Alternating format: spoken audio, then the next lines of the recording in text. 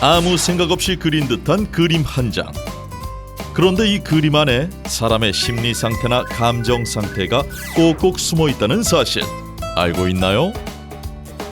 특히 표현력과 어휘력이 부족한 아이들에게 그림은 제2의 언어라고 할 정도로 아이들의 마음이 잘 드러나 있습니다.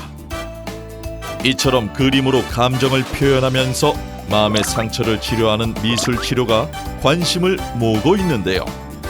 사람마다 다른 내면의 상태를 그림을 통해 이해하고 도와주는 미술 치료사를 만나볼까요?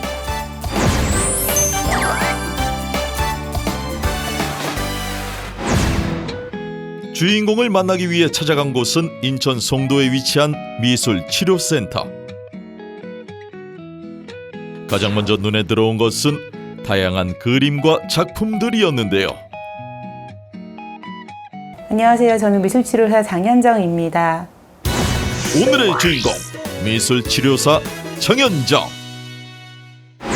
미술치료사란 어떤 직업인가요? 미술치료는 미술 심리치료나 미술 심리 상담이라고도 하거든요. 그래서 미술을 통해서 다른 사람이랑 이제 대화하고 소통하고 이제 마음을 어루만져 주는 직업입니다.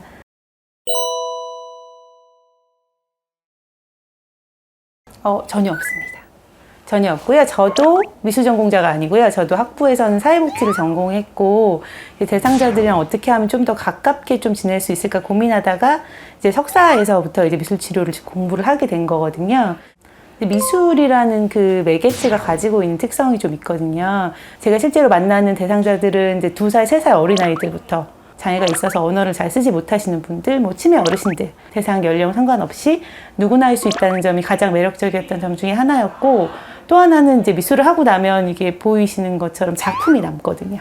치료 시작과 치료 끝을 좀 비교해 볼 수도 있고, 그리고 자기 마음을 좀 더 선명하게 볼 수도 있다는 점들이 있었거든요. 저는 그래서 미술 치료라는 분야로 들어오게 되었습니다. 지금까지 장현정 미술치료사가 만난 사람은 약 2천여 명. 더구나 최근엔 미술 치료에 대한 관심이 높아지면서 연령에 관계없이 다양한 이유로 이곳을 찾고 있다고 하는데요. 그런데 그들 중 대부분이 미술 치료에 대해 오해하고 있는 점이 있다고 합니다. 미술 치료에 대해서 이제 많이 갖고 계시는 오해가 뭐냐면 이제 그림 한 장을 딱 보고 나에 대해서 모든 걸 이렇게 쪽집게처럼 알아낼 것이다. 이런 오해들을 제일 많이 하시는 것 같아요. 근데 그 영화에 나온 거는 정말 일부분, 아주 일부분이라고 생각을 하시면 되겠고요. 그 한 사람을 구성하고 있는 건 되게 여러 가지 요소인데 그 그림 한 장에 다 나오지는 않기 때문에 실제로 검사를 하면 되게 여러 가지 검사를 하고 여러 번 검사를 하거든요.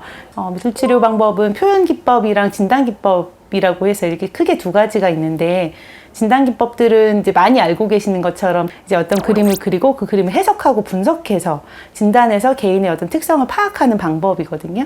집을 그려서 가족에 대해서 이야기를 나누고 가족에 대해서 파악한다던가 정서적으로 좀 안정이 좀 덜 되어 있는지 우울한지 자신감이 있는지 없는지 이런 것들은 진단 기법을 통해서 보통 파악을 하고요. 표현 기법은 정말 그냥 자유롭게 나를 나타낼 수 있도록 도와주는 기법이라서 대표적으로 가면 만들기 같은 것들은 이제 가면은 앞부분이랑 뒷부분이 있으니까 다른 사람에게 보여지는 내 모습과 또 보여지지 않는 내 뒷모습 이런 것들을 이제 표현하고 나타내게 하는 방법들이 있습니다.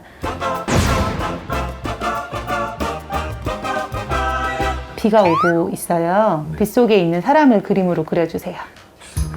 네.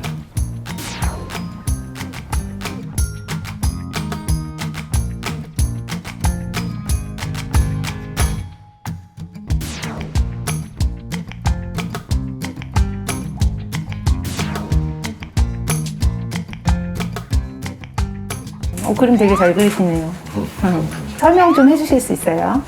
비가 오는 밤에 우산을 들고 서 있는 거예요. 누구예요? 저이고 싶은데 저는 아닌 것 같아요. 저는 우산을 잘 쓰지 않아가지고. 지금 진행한 검사는 빗 속의 사람 그림 검사라는 이제 아주 간단한 검사거든요. 비라는 이제 상징물이 보통 스트레스로 나타나기 때문에 이제 방금 그리신 분도 스트레스가 좀 많게 나왔지만 정말 스트레스 많은 그림은 번개치거나 회오리 바람 불거나 이런 그림도 나오기도 하거든요. 그리고 그 스트레스에 대해서 비옷을 입고 있거나 우산을 쓰고 있으면 이제 어느 정도 좀 대처를 할 수 있는 좀 힘이 있다고 보는데 만약에 너무 취약해져 있으면 이제 우산도 안 쓰고 비를 그냥 있는 그대로 맞고 있는 그림이 나오기도 하거든요. 그래서 그런 모습들을 좀 보는 게 검사고요. 개인이 가지고 있는 모든 걸 다 볼 수 있는 검사는 이 세상에 존재하지 않기 때문에 지금 제가 말씀드린 것도 그냥 하나의 가설로 또 이분이 동의하시는지 또 한번 여쭤보고 또 이분이 어떤 부분이 잘 맞는지도 한번 찾아보는 그 과정이라고 생각해 주시면 되겠습니다.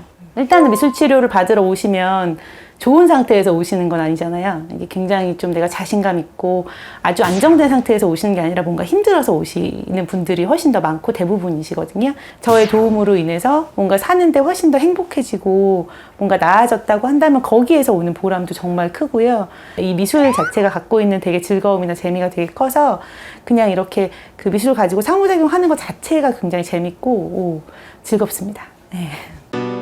미술이란 놀이를 통해 말로 표현하지 못한 감정을 발견하고 상처를 치유하면서 자신감과 웃음을 되찾을 때 미술 치료사로서 가장 큰 기쁨을 느낀다는 장현정 미술 치료사. 앞으로 더 많은 사람들이 마음의 소리에 귀를 기울이고 더 행복한 세상으로 나아갈 수 있길 우리도 응원하겠습니다. 일단 미술 치료사가 되려면 현재는 가장 이제 체계적으로 공부를 할 수 있는 방법은 이제 대학이나 대학원에서 전공을 하는 방법이 가장 체계적으로 공부할 수 있는 방법이고요. 주변에 교육 과정이 굉장히 많습니다. 평생교육원이나 각종 교육원들의 미술치료 자격증 과정이나 뭐 단기 과정 굉장히 많거든요. 그래서 그런 과정들을 한번 경험해보고 내가 정말 전공하고 싶거나 더 공부하고 싶다면 더 심화된 학습으로 나아가는 것도 괜찮은 방법입니다. 사람이 누구나 마음이 아프거나 힘들 때가 있거든요. 그런데 그런 마음들을 다른 사람이랑 나누지 않고 혼자 가지고 있으면 마음이 더 많이 아플 수도 있고 더 힘들어질 수도 있거든요. 저는 친구들이 자기가 힘든 일이 있거나 어려움이 있을 때 누군가에게 도움을 청할 수 있었으면 좋겠습니다. 꼭 부모님이 아니더라도 학교에 있는 상담 선생님이나 다른 이 상담을 전공하고 있는 많은 분들이 주변에 계시니까 도움 요청하시고 또 더 건강하게 더 밝게 지낼 수 있었으면 좋겠습니다.